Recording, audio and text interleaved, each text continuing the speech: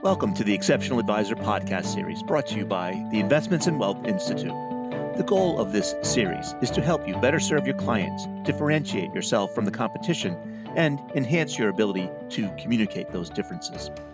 The Institute is a professional association, advanced education provider, and standards body for financial advisors, investment consultants, financial planners, and wealth managers who embrace excellence and ethics. Through our events, continuing education courses, and acclaimed certifications, which include the Certified Investment Management Analyst, Certified Private Wealth Advisor, and Retirement Management Advisor certifications, we deliver Ivy League and practical education for investment and wealth professionals. Hi, I'm your host, Bob Powell. I serve as the editor of the Retirement Management Journal, which is published by the Investments and Wealth Institute, and I also serve as editor of Retirement Daily, which is published by The Street. Today, my guest is Larry Siegel, author of Fewer, Richer, and Greener. So welcome to the podcast, Larry. Thanks. Pleasure to have you. Before we get started and talk about your new book, for the benefit of our listeners who may not be familiar with you and your work, do you mind giving us an overview? I don't mind at all. About 40 years ago, I began my career as an investment analyst and investment manager by working for Roger Ibbotson, the author of Stocks, Bonds, Bills, and Inflation, and many other famous works. He was a professor. I had recently been a student. I graduated. And he gave me a job where my office was the floor of his office. And he was an early bird, and I'm a night owl. So when he left around 2, I took over his desk. I did his work for him. And that was the beginning of Ibbotson Associates, which was sold to Morningstar in 2005. And meanwhile, I had been recruited by the Ford Foundation in 1994 to go work for Linda Strumpf, the chief investment officer there, as her director of research. And we interviewed managers. We decided how much to allocate in each asset class, how much to spend, and so forth. And I learned the buy side. After 15 years of that, I decided I'd accumulated enough knowledge and enough savings to go out on my own as a consultant, and that has succeeded. But what I really wanted to do was write books. So I, in late last year, finished writing the book Fewer, Richer, Greener, which is a departure from my investment background. It's more about the future of the human race. And I'm a modest guy. I choose little topics. So, Larry, what does the title mean? Fewer, richer, greener. We will have fewer people in terms of population in the world than we expected. Not actually a declining population until maybe the next century, but fewer than the population explosion literature forecast. So the world's population will peak at about 10 or 11 billion later in the century and then begin to decline. This is a huge improvement on the population explosion situation we were in the 60s and 70s, and will enable us to solve our environmental problems, many of our economic problems. Richer, starting in the industrial... Actually, let me interrupt you for a second. When I think about fewer people, obviously, my read of the book is that it's a bit contrarian. Many people have been predicting that the population will grow, not decline, not have fewer people. How do you come to that conclusion that the population that there will be fewer of us? What changes? Well, yeah, I just read the United Nations Population Division reports. I have no special expertise on demographics. I've taken a course on it, but I see that the total fertility rate, which is the number of children that a woman has in her lifetime, has come down below 2, which is the replacement rate, in every first world country except for France and Israel. And even with massive immigration, it's below 2 in the United States, immigrants having somewhat more children. And what's more interesting is that in the developing world, it's below 2 in many countries, including China, Iran, Turkey, Brazil, and it's just above 2 in India, Mexico, Thailand, Indonesia, you name it. So the only high population growth countries are in Africa and in the Islamic Middle East. And even those are coming down pretty fast. Mm. If you just project that forward using the same models and assumptions that the UN does, you get a peak population of between 10 and 11 billion people late in this century, somewhere around 2070. Yeah. And then it begins to decline as the whole world becomes more prosperous. It adopts first world to second world population growth rates, which are negative. Right. And I guess that's how having fewer people helps us.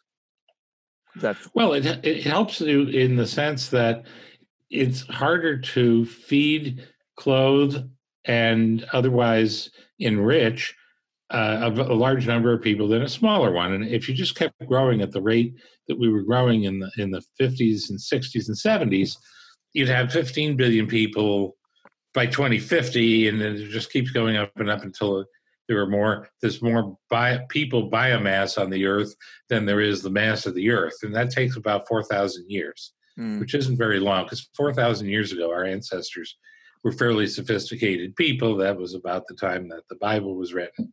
So anything that can't grow forever is going to stop. Right. And I'd rather stop now.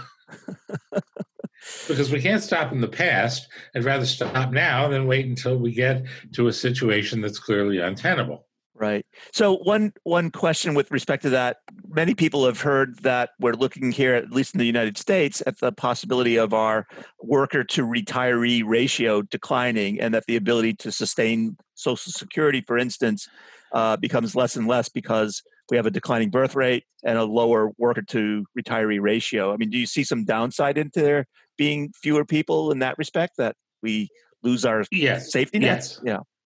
Yeah. Well, an older population means there will be more decrepit people who need help from 25-year-old nurses. So it means, first of all, that if we're able, we're going to have to work longer. You cannot work for 30 years to support a lifetime of 105 years, unless you live on roughly a third of your income during the working years. That the math doesn't add up. And it is a challenge, but it is not impossible, because first of all, there's no law saying that you have to start working for, what happens is you start working for real money sometimes in your early 30s. Mm-hmm. If you're more working class, it's earlier, but the middle to upper middle classes start working for real money in their early 30s and want to stop around 60. It ain't going to happen. Even if you don't have an aging population, there isn't enough money in the world to support people for a 90 to 100-year lifespan by working less than 30 years. So starting earlier, ending later, which means having to make work easier, especially in the tail end of one's career. You don't want a 72-year-old roofer on your roof. You may want a 72-year-old lawyer, because they have the wisdom to figure out your case in the context of all those years of experience, and aren't just learning their super specialty as they're working for you. Mm. So these problems get solved by markets. As paychecks for older workers will rise under these conditions, because they offer something that younger workers don't, and paychecks for younger workers will fall, and that means that you will have a situation of even greater inequality than we do right now, which presents other challenges. Mm. But the way to deal with that is in the richer part of my book, which is that overall economic growth helps everyone. It just may help different people at different rates. And what we have to do is figure out how to keep getting richer instead of doing what we're doing right now, which is to start a second Great Depression, which I'm really concerned about. Mm. So, two things. Before I ask you more about the richer, I want to go back to the fewer part of your book, which has to do with immigration patterns and what you see happening with that. People have talked about, among other things, the rise of the middle class in Africa, and here in the United States, we've talked about the need to change immigration in order to support an older and larger number of retirees. Do you see immigration patterns changing in a world where there are fewer people? Yes. I see. First of all, I love immigration, and I don't think that we can take in everybody who wants to come to the United States, because our population would be somewhere around 4 billion if you accept the results of some surveys, 500 million if you accept the results of the serious surveys that say if we would let you move to the United States right now, would you do it? Mm. But we can handle 500 million, but not 4 billion. The problem with that is that the cultural changes that come with massive immigration are wrenching for the people who are already here. That's why Japan does not encourage immigration. Still, if you go there, you're going to find that the lower paid workers are all Korean or Chinese. Mm. That they have a hidden immigration system, even though they say they don't. And countries with older workforces are going to have to accept immigration from countries with younger workforces, India being one, or else they're going to find that their lifestyles are very expensive. You know, a registered nurse in the United States makes about $130,000 a year. If I wanted to hire one to take care of me when I'm old and decrepit, even more than I am already, it would cost me all of what I make. Right. That's untenable. You have to do something else. Right. That's the sense I meant that markets will help solve this problem. Mm. Of course, our politicians will get in the way, and that's an issue for another day because I'm not a political scientist. Right. All right. So let's go back to the richer portion of the book. It's obvious that we've gotten richer over the last 2 centuries, as you've said. Can you sort of summarize the evidence that you present for that? Well, until the period after World War II, we haven't all gotten richer over the last 2.5 centuries. The Industrial Revolution started as a kind of a flowering of capitalism and democracy in the northwestern corner of Europe. It seemed to start in Edinburgh and spread outward from there until it reached the north of England, then London. There was a separate movement in the Netherlands toward letting business people do whatever they wanted. And what happened was a huge increase in the standard of living. People flocked from the farms of Ireland to the mills of Manchester, and it was kind of grim at the beginning because factory conditions weren't great. But they wouldn't have flocked from the farms to the factories unless it was for a big raise. And those countries became havens for inventors. If somebody invented something in Czechoslovakia, it got manufactured in Manchester. Mm-hmm. And you had this period, very much like the period of the last 40 years, from about 1750 to 1820, where there was just an explosion of ideas and scientific discoveries that led to a self-sustaining increase in the standard of living in areas that adopted what I would call liberal democracy. Mm-hmm. The word liberal had a different meaning then, which I prefer to stick with, which is meaning that it is putting a high value on liberty, and particularly economic liberty, the ability that if you produce a resource, it's yours to do with what you want to. Mm-hmm. So that eventually became the dominant system in the United States, as well as much of Europe, and spread to Japan. But by 1948, China and India were almost as poor as they were in the Middle Ages. And Africa was probably about as poor as it was in the Middle Ages. The great divergence was that the first world pulled away from the rest of the world for 200 years. Mm. And this is this was terrible because everybody counts.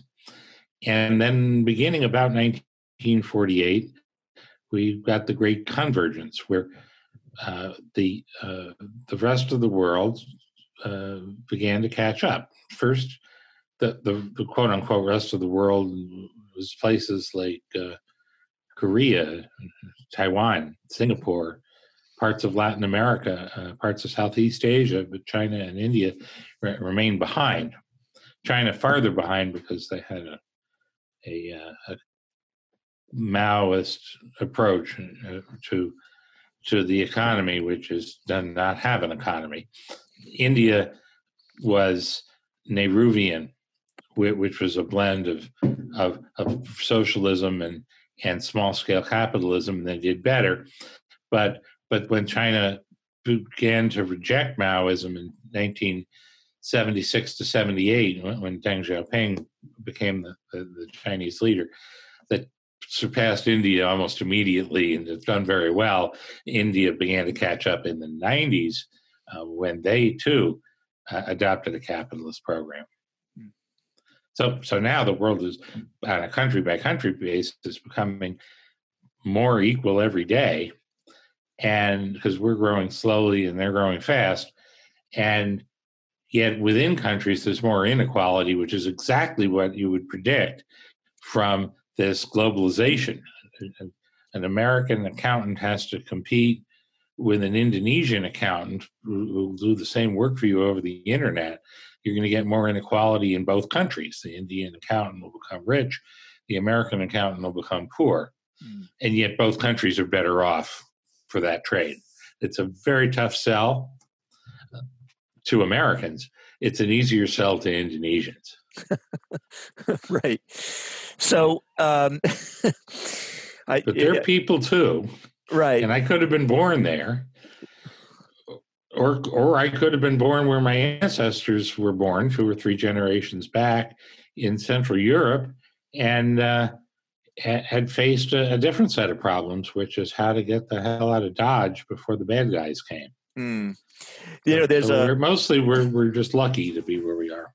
There's an interesting mention in your book where you talk about whether people often have a fondness for the past, thinking that it was better back then.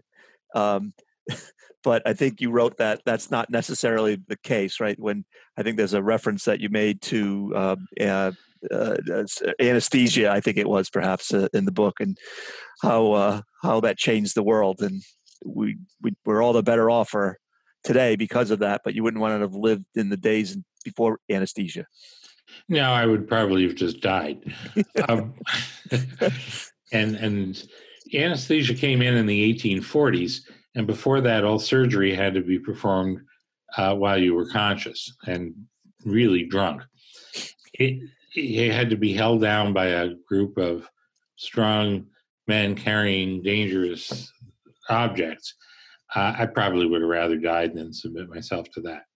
So the people who say that things were better in the old days are usually looking at what their parents or grandparents experienced and focusing only on the positive aspects of it. If you really look back hundreds of years, very few people want to trade their lives today for the lives of a person who would need surgery without anesthesia, or had no heat, no air conditioning, no telephone. People aren't that crazy, but there seems to be an innate human tendency. It may be part of our neurological wiring to glorify the old days. If you read the first few paragraphs of the Old Testament, it talks about the days when there were giants in the earth. And that was in the past, and that was written 1,500 years before the birth of Jesus of Nazareth. So this tendency has been going on for a while. If you read the Greek myths, it's the same thing, the Roman myths, the Norse sagas, and and every other culture. It was always better in the old days when there were real heroes, and that is what we're up against, because People are afraid of the future. They don't know what it holds. It could be bad, but they know what happened in the past, and they can screen out the bad and only remember the good. Yeah. Let me go back to inequality for a second. Here in the United States, there's been a great deal made about the inequality in terms of what CEOs make relative to hourly workers, one. And then two, also with respect to the standard of living, maybe not over the course of 200 years of American history, but maybe over the last 50, 60 years, where the standard of living for people in, say, the 1950s could have been sufficient on one income, but now it seems that it takes two incomes to have a similar standard of living. So two different thoughts, but maybe you can address them both separately or together.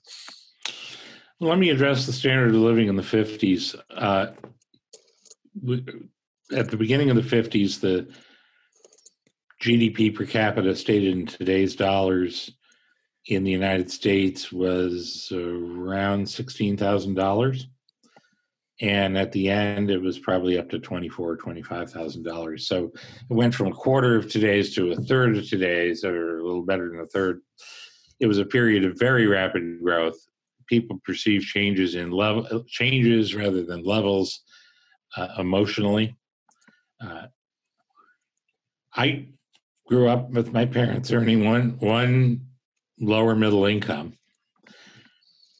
It was enough.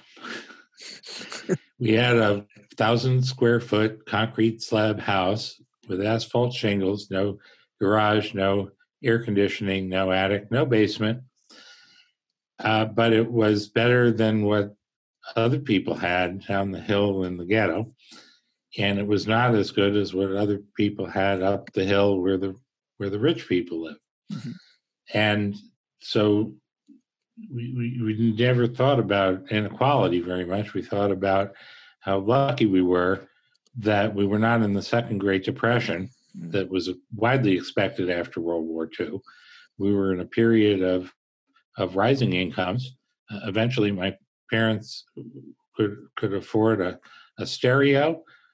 After that, they put me through college with help from the college and from my grandfather and from me, flipping pizzas and looking up stuff in the library for my professors. That's what the working class to middle class life was like then. Mm-hmm. Now that class has disappeared. It is split in two. The larger half of that split has become the mass upper middle class of college educated professionals, and I am one, graduate school educated professionals. That in the 1950, it wasn't the census, but around 1950, about 3% of the United States was considered upper middle class. Now it's 15 to 20. Mm-hmm. The other half has become somewhat poor. They're typically working not for union wages, but for a little more than the minimum wage. And so that's where you get the perception of inequality. I'm not so concerned about inequality. I don't care what a CEO makes. I figure that price is set by the market, and that if I had to run a large company, I would completely fail. And I'm a pretty smart fellow. So it must be a very special combination of talent, drive, and energy that most people, even in the professional upper middle class, don't have. I'm more concerned about poverty. If we eliminated poverty, nobody would care about inequality. At least that's my thesis. Mm-hmm. Nobody begrudges LeBron James his high salary. Mm-hmm. Very few people begrudge Bill Gates his high salary because he invented the product that made him rich. Mm-hmm. What people don't like is very high salaries earned by people whose value added they just can't figure out. Mm-hmm. And they see themselves as being potentially one of those people who will never get one of those jobs. So if you are a person of ordinary middle to upper middle class ability, and you see a hedge fund manager who resembles you in many ways, making billions, you're going to say this person is moving money around using a computer screen and achieving nothing, probably ripping somebody off and making them poor and themselves rich. They're not really doing that, but I understand the perception because I'm in that position myself. Many of my friends have a net worth of 10 or 100 times what I do, and I also have some friends who are billionaires. One anyway. Mm. And it's a little hard to take, but I'd like to think I'm well adjusted enough to realize I've been paid in proportion to my contribution. So have they, and we've done different things with our intelligence. Right. Anything else about the section having to deal with richer that we haven't broached that we ought to? Well, it's 250 pages long, and it's full of history, photography, art, poetry, cartoons, jokes. The book is intended to be a fun read. It's airplane reading if you have the same twisted mind that I do. Mm-hmm. So if you're a little more specific, I can help you out. Okay. All right. Well, let's move on to the greener section. Why do you think an increasingly affluent world will become greener? Well, look at Switzerland. The whole country looks like a national park. The worst part of Zurich kind of looks like the best part of Detroit. They've preserved nature in a remarkably spectacular way. And it's just an example of the fact that the rich countries can afford to sacrifice some current consumption to preserve nature, to improve the quality of the environment for the people that live there and for people in the rest of the world, whereas the poor have to think about tomorrow's meal or tonight's meal. In between, you have in-between results. Go to a middle-income country like Brazil. A lot of Brazil is absolutely beautiful, but they're still cutting down trees in the Amazon to make more land for farming because farmers would like to make more money. They'd like to earn a living. And Sao Paulo is nobody's idea of a beautiful city. Rio is. But yeah, as environmental goods are public goods, an individual doing what's best for himself can't change the environment very much. I can put my recycling in the recycle bin, but that just doesn't do much. You have to have a government in order to manage large-scale environmental problems, and people will only choose a government that places a high value on the environment when their immediate needs are more or less met. And if you notice in the United States, the environmental movement really began around 1876 with the establishment of Yellowstone as the first national park.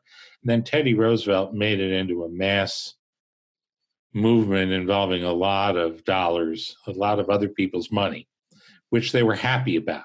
They didn't complain about it. As far as I know, somebody must have. And this was right as the United States was becoming a first world country in terms of its income. And the Clean Air Act of 1970 cleaned up the air pretty fast.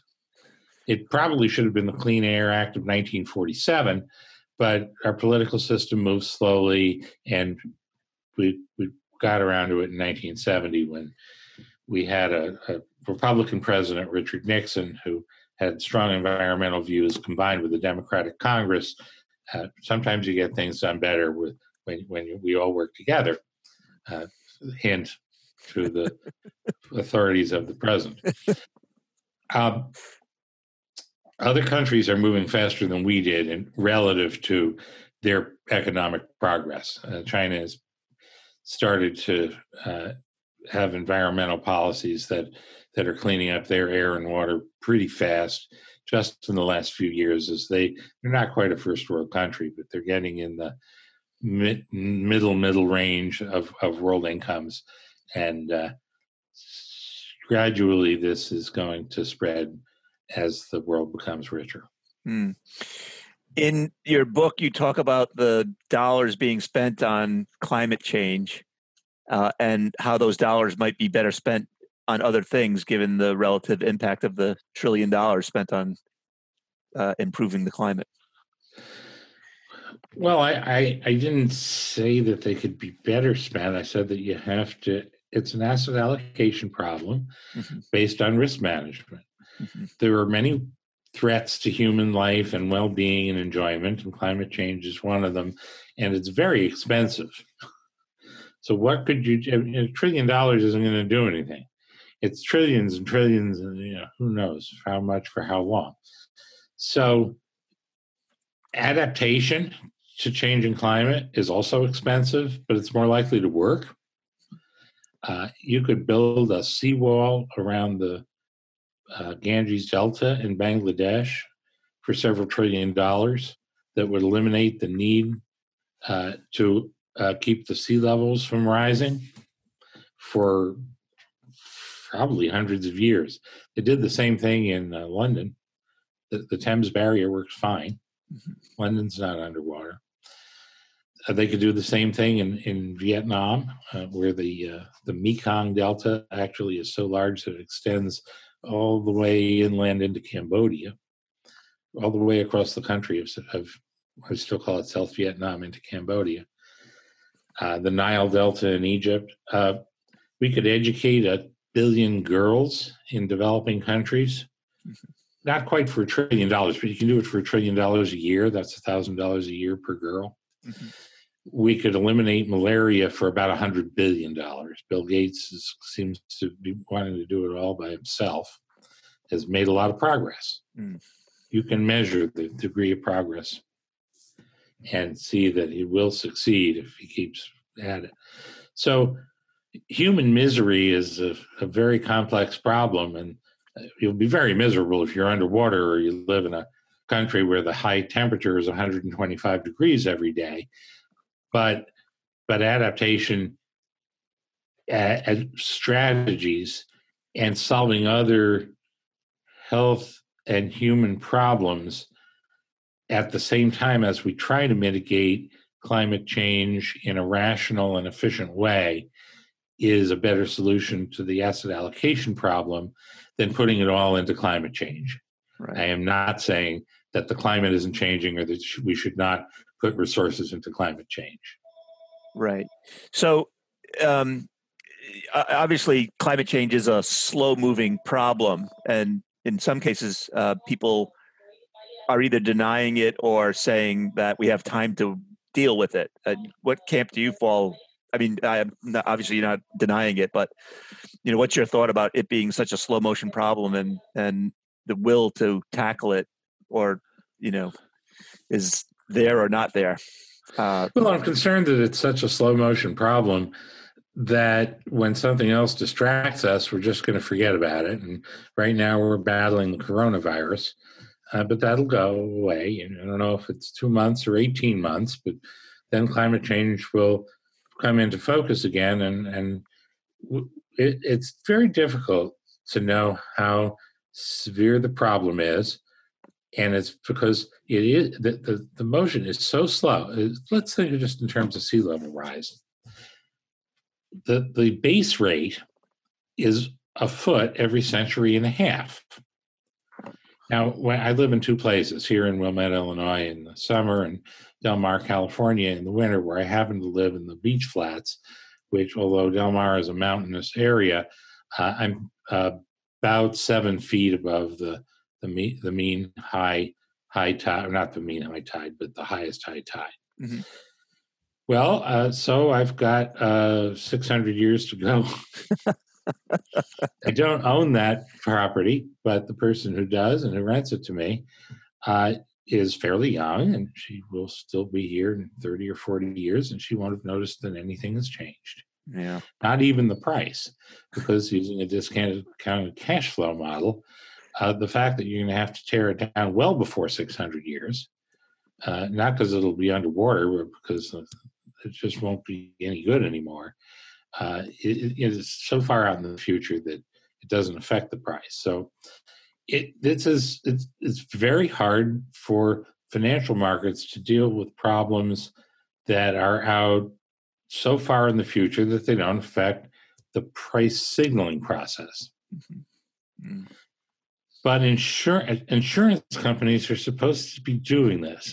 And if you build a building where they can't insure it because if, say, that the sea level rise accelerates dramatically, you're out a couple of $1 million, and so they're not going to insure you. You might build it somewhere else. Right. That is how markets operate. I believe we're making a lot of progress toward non-carbon transportation. Airplanes, not really, but cars, yes. But where are we going to get all that electricity? It's going to have to be nuclear power. Right. The French can do it, so why can't we? Yeah. They've figured out a formula, which is small plants with interchangeable parts and interchangeable workers. So that when something goes wrong, you just fly all the workers to the plant where something goes wrong. They know exactly what to do because they did it last week. Mm-hmm. Now, do we have this system already? Yeah, we have it for 737s, the airplane. Every 737 is not the max, but every 737-800 is exactly the same. And Southwest Airlines only buys that one plane, so every pilot can fly every plane, and every mechanic can work on every plane, and they're the only airline that makes money. Mm. We can do it with nuclear power if we just convince people that it's okay. Right. Well, there's no other power source that comes anywhere near being able to generate enough power. Right, and I suppose that includes solar, if ever there was a way to. Well, solar panels are they've become cheap, but they're not cheap to put into place. You have to drive them there, install them, maintain them, and then they don't last very long. You have to dispose of them. Mm. Wind farms are an ecological nightmare.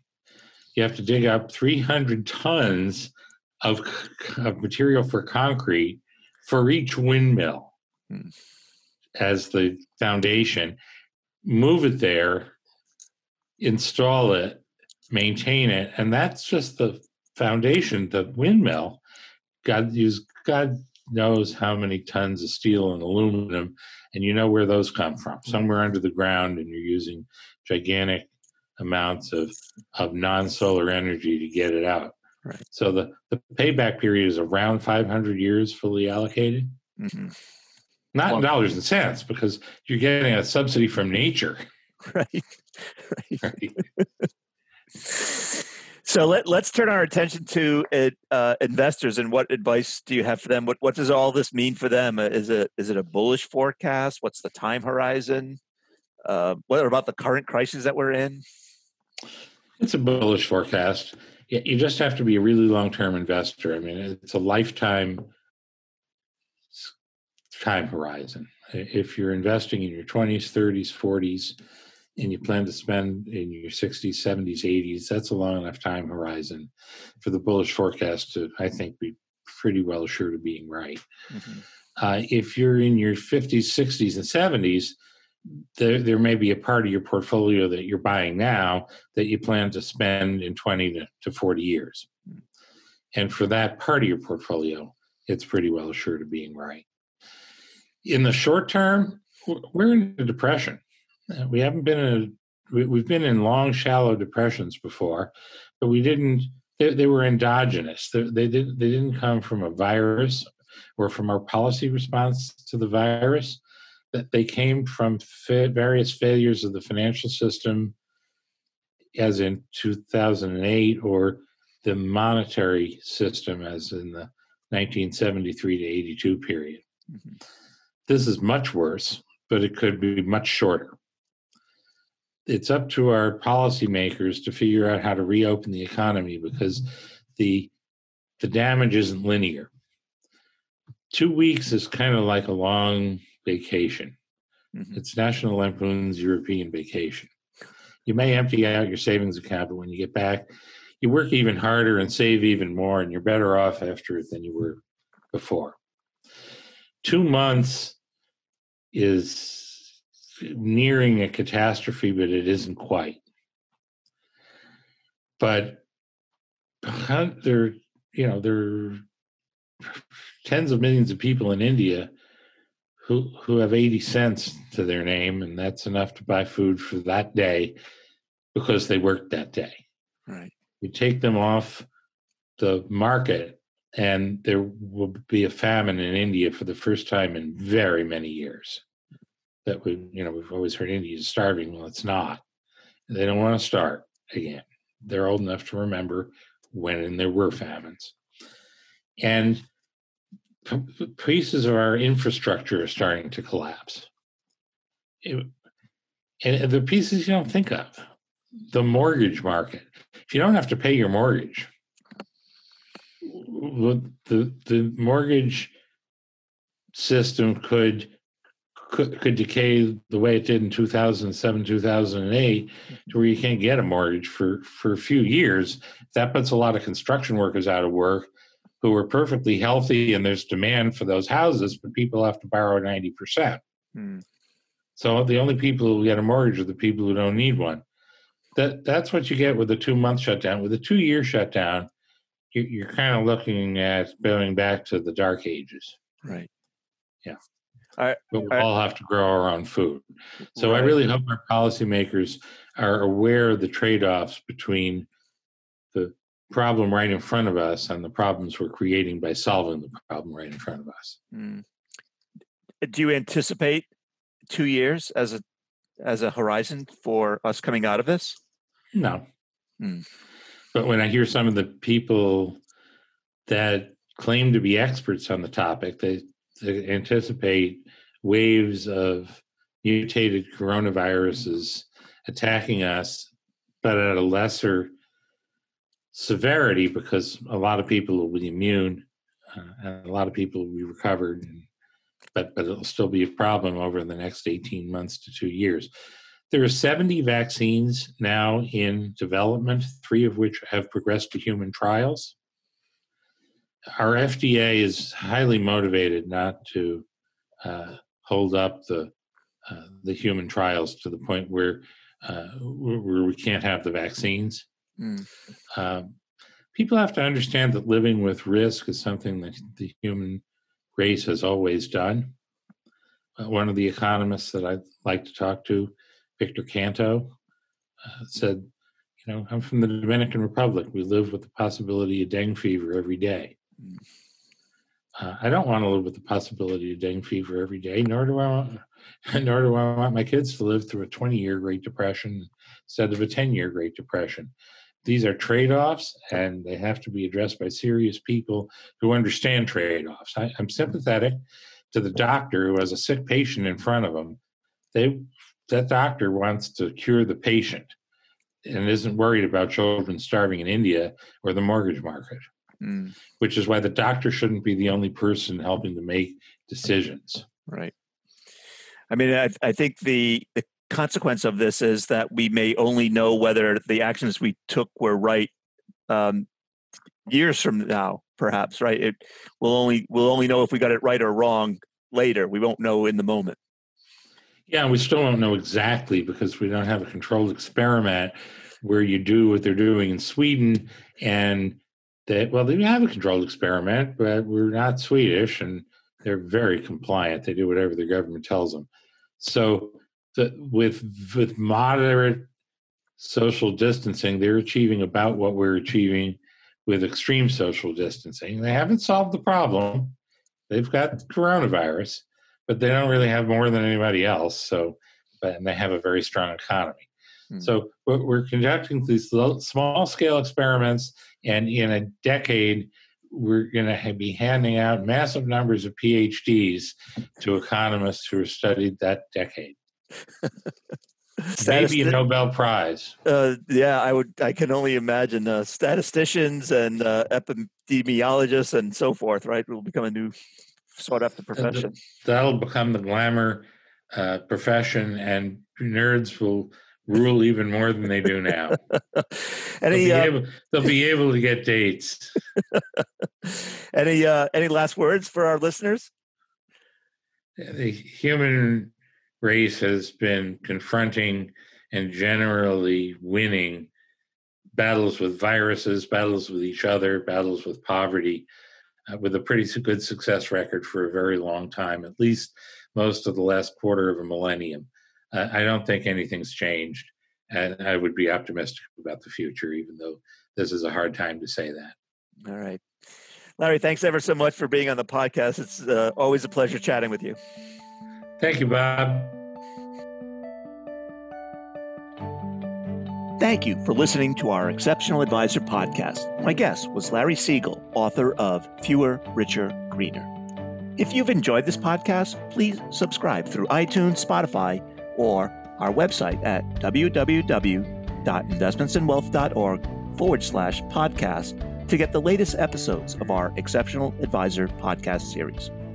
The Investments and Wealth Institute has been helping investment and wealth professionals become exceptional advisors for over 30 years. Please visit our website at investmentsandwealth.org to learn more about our certifications, conferences, online learning, and continuing education programs.